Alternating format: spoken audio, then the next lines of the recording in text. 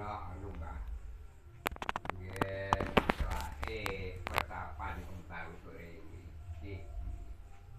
Kayaknya ajeng kula iki. Lara katuk. Mboten enten sudane bakar pisan.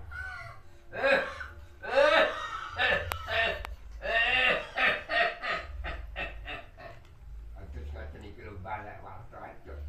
Iya.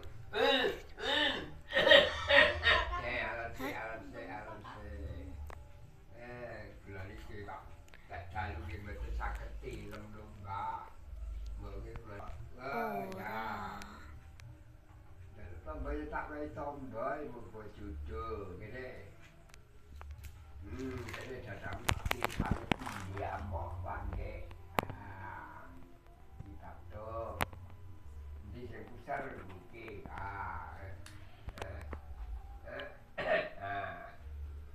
Berarti sudah ya syukur, aku sudah.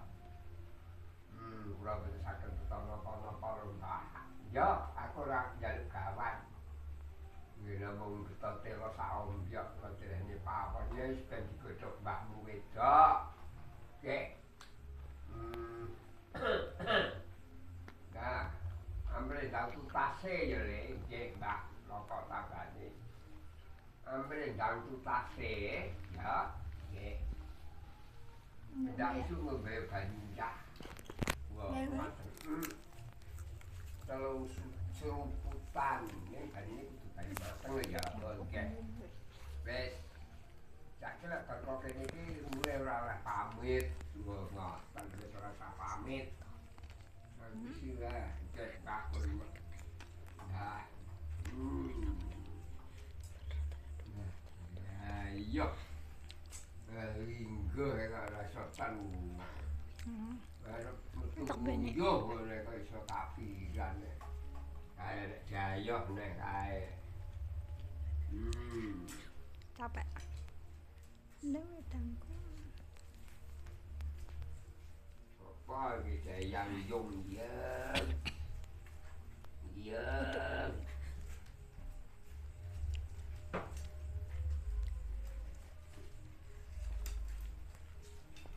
Iya. Iya ngaca. Oke. Kurang kula. Aja ya. Coba. Ya, lagi nyuwun turun Mbak. Ya, ora lho, iki lara apa? Nah, aset pundi kabak kula iki. Kan kejaman pipis lara panas. Akhir pipis niku. Ya, rasane setengah mati lho, Mbak.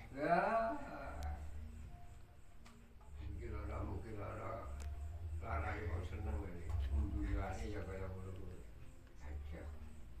Iya. Kowe tak tambah nono lek wis mari ya. Terus kasne.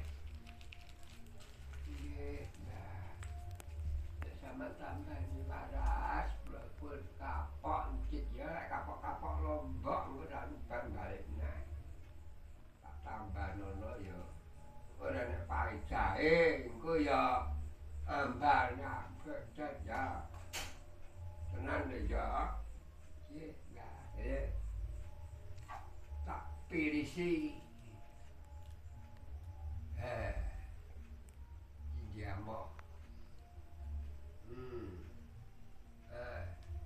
Aja. Wis ora perlu yang-yang. Saking ngene le, nggih Mbah Das pundi. Ambrih tutase, nggih. Gedhoka bung. Bunge pringapus ya, nggih Pak. Gedhok dipiuri uyah titik pendak isuk diombe. Beten pahit. Jamu ki nyandi dia ya pahit. Wis ngono ae. Njaluk wecu aku. Nek njaluk tambah nyang aku ki syarat terkate mulai ra pamit. Lapen lah.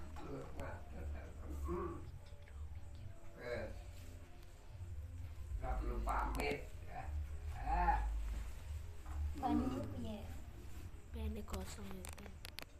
Lembowe oke. Karek sithik. Ayo, Urane kayak mau.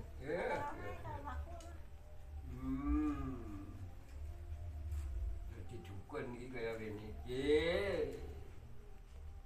Ya, yo lunga teko, lunga teko, lunga teko, teko, lunga.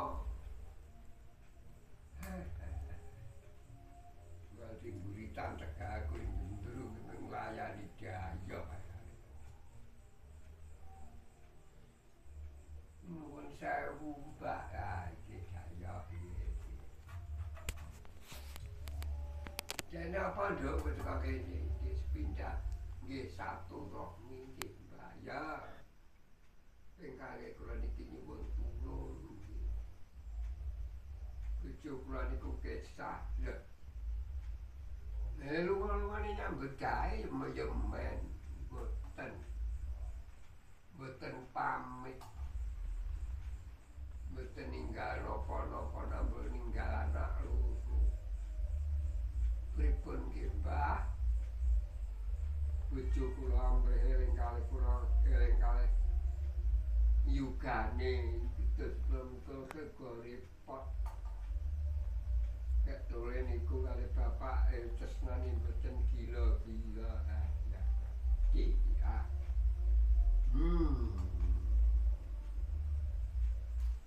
Nah, piye?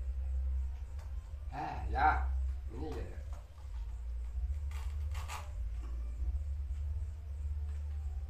Ora, bojomu jenenge sapa? Dadi kula namine Paimin ya. Lalu tuh dia iki aku tak manfaat di penerawangan. Tak manfaat di pemelingan. Tak melingnya karo Gusti Kang jagat. Supaya Paimin eling karo anak bojone. Nggih. Matur nuwun, Mbah. Kula dereng saged napa-napa iku ora pikir. Kene wis suka. Sing padha gawak-gawakne kaya ngono kae. Jangan numpuk. Ning kates nang kawal. Ya wis parang nyuwun. Pirna-rena Padane yo ngono seleramu. sing nggo mbakku, ya ora apa-apa. Nggih, Mbah, saiki ngene, lak njaluk yang aku ki lek mulih wis ora perlu pamit ya. Wes. Ki ora perlu pamit lagi jembol aku iki sebarno menek karo nang lawang. Keblak papat lima pancet. Nanti Nek bapak itu lewangsul tadi kula jandene. Tak tuturane wis. Mesti rasa pamit. Yes. Di penduta tadi dukun yang iki.